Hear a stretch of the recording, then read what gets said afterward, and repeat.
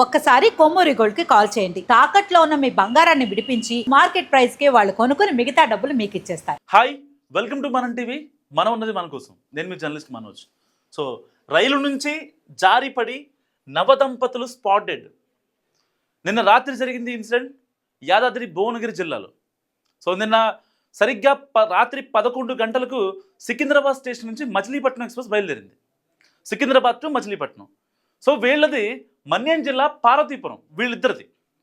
అయితే వీళ్ళిద్దరూ Machilipatnam express catch చేశారు. సో టికెట్ తీసుకున్నారు, ఎక్కారు, అంతా బాగానే ఉంది. కట్ చేస్తే తెల్లవారుజాము 4 గంటలకల్లా 4 నుంచి 5 గంటల ప్రాంతంలో విజయవాడలో దిగాలి. వాళ్ళ బంధువుల ఇంటికి వెళ్తున్నారు వీళ్ళు. ఇతని పేరు సింహాచలం, ఈవిడ పేరు భవానీ. పెళ్ళయి 1 year కూడా కావట్లా. ఇతను 24, ఈవిడ 19 జస్ట్. ఇంకా మంచి లైఫ్ చూడాల్సి ఉంది, ఎన్నో బాధ్యతలు బరువులు ఎత్తుకోవాల్సి ఉంది. సో ఈ లోపలనే వీళ్ళ ఇద్దరి కథ విషాదాంతమైంది.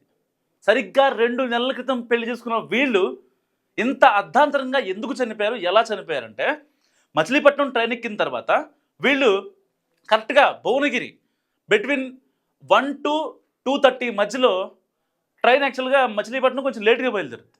సో వీళ్ళిద్దరు ఏం చేశారంటే, ఆ ట్రైన్ వెళ్తున్న సమయంలో అసలు యాక్చువల్గా శీతాకాలం, వీళ్ళు లోపలే కూర్చోవాలి. కానీ వీళ్ళు బయటకు వచ్చారనమాట. ఎక్కడికి ఏదైతే ఎంట్రీ ఎగ్జిట్ పాయింట్స్ ఉంటాయో ప్రతి బోగికి, అక్కడికి వచ్చి నుంచున్నారంట. నుంచున్న తర్వాత ట్రైన్ వెళ్ళే వేగానికి కాలు జారిందో లేకపోతే ఆ డోర్ తగిలిందో కానీ ఇద్దరు పడిపోయారు. ఎంత దారుణమైన చావు అంటే హృదయ విదారకరంగా ఉంది ఆ విజువల్.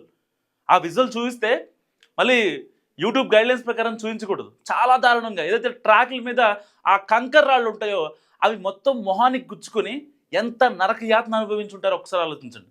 జస్ట్ పెళ్ళి 2 months అవుతుంది వాళ్ళకి. ఇంకా అసలు నెక్స్ట్ లెవెల్ లైఫ్ చూడాల్సింది. ముద్దు మురిపాలు బోల్డ్ ఉంటాయి. ఎందుకు ఇంత అర్ధాంతరంగా చనిపోయారు? రీజన్ ఏంటంటే ఒక చిన్న సరదా. సో పెళ్ళయింది, ఒకవేళ ఆవిడ బయటికి వెళ్ళి అక్కడ నుంచుందామని చెప్పిందా, లేకపోతే ఏదన్నా ఆ భువనగిరి దగ్గర ఆ అడవులు రప్పలు ఆ అబ్బాయి చూద్దామని చెప్పాడు, అది తెలియదు. కానీ ఎవరికి తెలియదు. కానీ కట్ చేస్తే వీళ్ళిద్దరూ బయటకు వచ్చారు. ప్రమాదశాత్తు జరిగింది ఈ ఘటన. ఇలాంటి ఎన్ని ఘటనలు చూడలేదు మనం. అసలు ఒక్క నిమిషం ఆలోచించండి. మీరు ట్రైన్లో ట్రావెల్ చేస్తున్నా, బస్సులో ట్రావెల్ చేస్తున్నా ఇలాంటి ఫీట్లు ఎందుకు నాకు అర్థం కాదు. దేనికోసం చేయాలి? ఒకసారి మీ ఇంట్లో వాళ్ళు, మీ కుటుంబ సభ్యులు కావచ్చు, మమ్మల్ని కన్నవాళ్ళు కావచ్చు, ఇంట్లో మీకోసం వెయిట్ చేసేవాళ్ళు కావచ్చు, మీకు గుర్తురాదా?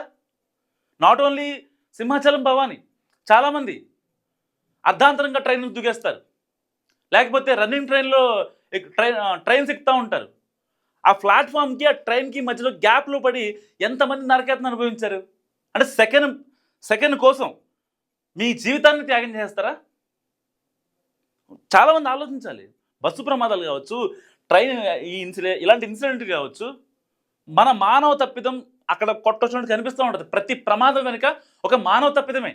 ఏ ట్రైన్లు లూప్ లైన్లో ఉన్నప్పుడు, లేకపోతే సిగ్నలింగ్ తేడానో, లేకపోతే ఇంకో టెక్నాలజీ తేడాతో జరిగిన ఘటనలు చాలా తక్కువ. కేవలం మానవ నిర్లక్ష్యం, మానవ తప్పిదం మాత్రమే కనిపిస్తుంది అక్కడ. ఇప్పుడు వీళ్ళిద్దరదే. ట్రైన్ బయలుదేరింది సికింద్రాబాద్లో 11 గంటలకి, బాగానే ఉంది. వీళ్ళు తెలుసా, పడుకోవచ్చు కదా ప్రశాంతంగా, సీట్ దొరికిందిగా. పడుకుంటే వాళ్ళ ప్రాణాలు ఉండేవాళ్ళు. విజయవాడలో వాళ్ళ బంధువుల ఇంటికి వెళ్ళి హాయిగా పడుకునేవాళ్ళు. ఎవరు రెస్పాన్సిబిలిటీ దీనికి? వీళ్ళని కన్నవాళ్ళు ఇప్పుడు బోరున ఏడవాలన్నమాట. చేసే పనులు అసలు కొంచెం కూడా గుర్తుండవు. ఎందుకు కోపడుతున్నాను అది రీజన్ ఉంది దానికి. నేను కోపడుతున్నానంటే రీజన్ ఉంది దానికి.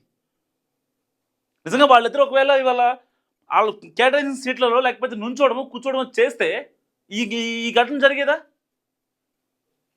చక్కగా ప్రశాంతంగా హ్యాపీగా ఉండేవాళ్ళు కదా. ఒక్కళ్ళు కాదు, ఇద్దరు కాదు, ఎంతమంది చనిపోతున్నారు. ట్రైన్ యాక్సిడెంట్లు కావచ్చు, బస్ యాక్సిడెంట్లు కావచ్చు. సో ఏది ఏమైనప్పటికీ మీరు ప్రయాణాలు, ఎలాంటి ప్రయాణాలు చేస్తున్నా 1కి 100 సార్లు ఆలోచించేయండి. మీరు చేసే చిన్న తప్పు అది మీ జీవితమే లేకుండా చేయొచ్చు. సో ఈ ఘటన గురించి మీరేమనుకుంటున్నారో మీ వాల్యుబుల్ అభిప్రాయాన్ని మస్తుగా కామెంట్ చేయండి. చూస్తున్నాను మనం టీవీ.